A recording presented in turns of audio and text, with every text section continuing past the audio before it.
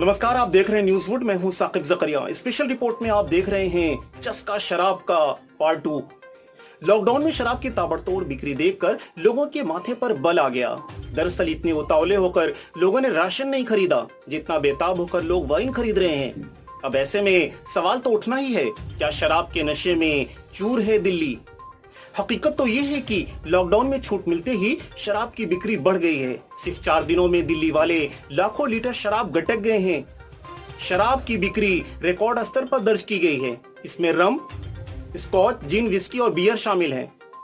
शराब के ठेकों पर भारी भीड़ को देखते हुए जल्द शराब की होम डिलीवरी की बात कही जा रही है। दिल्ली हाई कोर्ट में 2 अलग अलग पिटीशन भी दायर की गई है। एक पिटीशन में ऑनलाइन शराब की बिक्री शुरू करने के लिए केजरीवाल सरकार से अनुरोध किया गया है, जिसकी सुनवाई 11 मई को होने की संभावना है।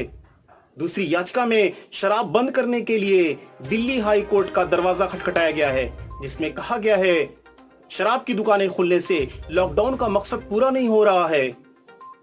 शराब की बिक्री में लगातार इजाफा होने से घरेलू हिंसा के मामलों में बढ़ोतरी देखी गई है। क्या इसके लिए शराब है जिम्मेदार? देखिए हमारी खास रिपोर्ट में। दिल्ली में शराब की दुकानों पर उमड़ने वाली भीड़ पर लगाम लगाने के लिए टोकन या कूपन सिस्टम से दी जाएगी शराब। होम डिलीवरी के लिए दिल्ली सरकार की तरफ से बाकायदा कवायद शुरू कर दी गई है। लॉकडाउन में छूट के बाद से सिर्फ 3 दिनों के अंदर 12 करोड़ रुपए की बेची जा चुकी है शराब। फिजिकल डिस्टेंसिंग का पालन कराने के लिए टोकन या कूपन से शराब देने के ऑर्डर जारी कर दिए गए हैं। दिल्ली में शराब की दुकानों को संचालित करने वाले 4 निगमों ने आदेश में लिखा है कि देखने में आया है फिजिकल डिस्टेंसिंग का पालन नहीं हो रहा है। एक तरफ जहां धड़ल्ले से शराब की खरीदारी के लिए लोग कतारों में लगे हैं, वहीं दूसरी ओर शराब की दुकानें बंद करवाने को लेकर हाईकोर्ट में पिटीशन दाखिल कर दी गई है। परमिशन आपने लिया है? दे रहे थे 150 की दे रहे थे क्वार्टर।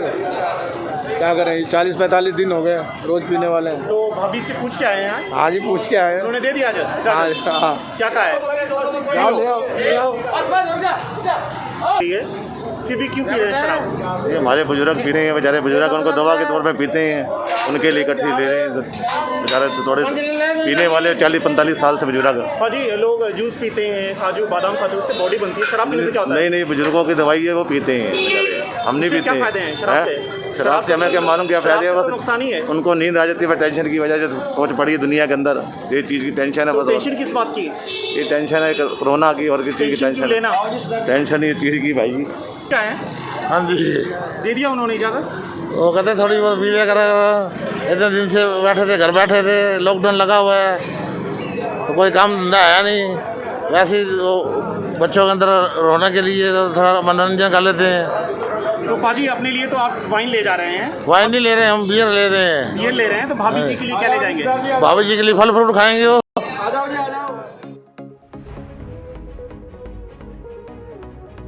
शराब की दुकानें खुलने से लॉकडाउन के मकसद पर सवालिया निशान लग गया है। सरकार की तरफ से बार बार कहा जा रहा है घरों में है तो सुरक्षित हैं, बार बार हाथ धोने और सामाजिक फासले की बात की जा रही है। जब घरों से पब्लिक निकलकर सड़क पर आ गई, फिर घरों में रहने की बात बेईमानी साबित हुई। सोशल डिस्टेंसिंग की भी जमकर उड़ाई गई धज्जियां।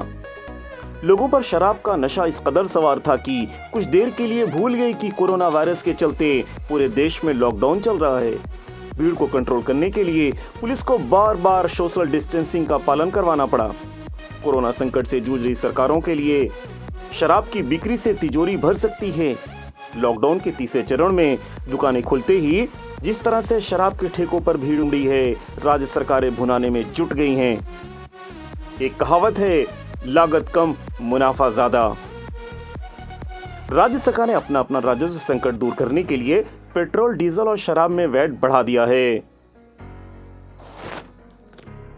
शराब के ठेकों के बाहर पुलिस के साथ साथ अर्धसैनिक बलों को इसलिए तैनात किया गया है ताकि उपद्रव बढ़ने पर कसी जा सके नशेड़ियों पर नकेल। सोशल डिस्टेंसिंग की समस्या खुलकर आई है सामने। अचानक भीड़ एक ही जगह पर इकट्ठा होने से दिल्ली में संक्रमण का बढ़ गया है खतरा। कुछ लोग तो केजरीवाल सरकार को सीधे तौर पर जिम्मेदार मान रहे हैं। ठेकों पर उमड़ी भीड़ खतरे को दे सकती है न्योता।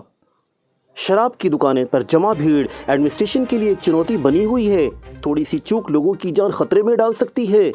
लॉकडाउन में छूट दिल्ली सरकार के लिए मुसीबत बन सकती है। न्यूज़वुड के लिए आमिर मलिक के साथ साकिब ज़करिया की रिपोर्ट।